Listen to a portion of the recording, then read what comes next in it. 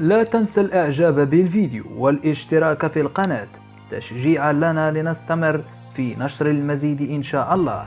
ولكي تصلك فيديوهاتنا الجديدة لا تنسى تفعيل خاصية الجرس. غدا الجمعة إن شاء الله على الساعة 8 مساء ستجرى مباراة نصف نهائي دوري أبطال إفريقيا ستجمع بين الوداد الرياضي المغربي وماميلودي سانداونز الجنوب إفريقي. حظ موفق لنادي الوداد الرياضي المغربي في دوري أبطال إفريقيا.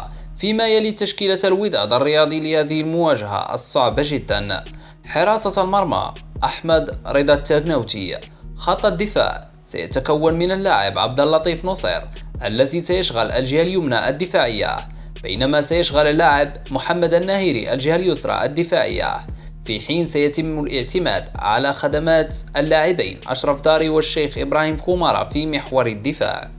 خط الوسط سيتشكل من اللاعب صلاح الدين السعيدي إلى جانبه اللاعب يحيى جبران من أجل كسر هجمات الخصم ومساعدة الدفاع، ثم مد الهجوم بكرات مركزة. أما مركز صناعة اللعب فسيعتمد فيه على خدمات اللاعب وليد الكارتي. خط الهجوم في مركز المهاجم الصريح سيعتمد على خدمات اللاعب مايكل باباتوندي، بينما الجناح الأيمن الهجومي فسيشغله اللاعب بدي أوك.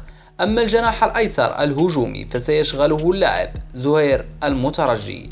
بنسبة 99% هذه هي التشكيلة التي سيعتمد عليها من قبل الإطار التونسي فوزي البنزرتي. متابعي قناة بدر نيوز، ما رأيكم في هذه التشكيلة؟ هل هي قادرة على الإطاحة بفريق سانداونز الجنوب إفريقي؟ أنتظر جوابكم في التعليقات. شكرا على حسن الإنصات والمشاهدة. دمتم في أمان الله وحفظه.